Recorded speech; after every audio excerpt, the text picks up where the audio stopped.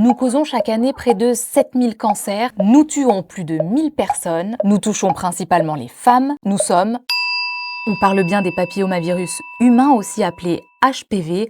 Au cours de leur vie, 8 personnes sur 10 seront infectées par ces virus. La plupart du temps anodins, ils sont éliminés par nos défenses immunitaires, mais ils peuvent parfois se développer en cancer, le plus souvent dans le col de l'utérus, mais aussi dans la gorge ou le vagin par exemple. Les HPV s'attrapent par les relations sexuelles, mais aussi par un simple contact peau à peau. Les mains sont un vecteur de transmission. Donc, en fait, dès des caresses intimes assez simples, finalement, le virus circule.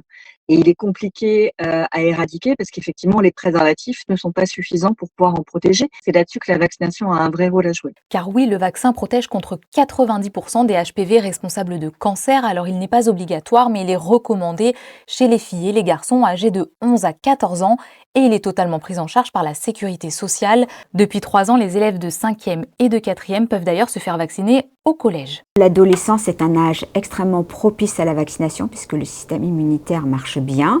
Donc on va le protéger avec 2 doses de vaccin. On entraîne une immunité de bonne qualité, de longue durée.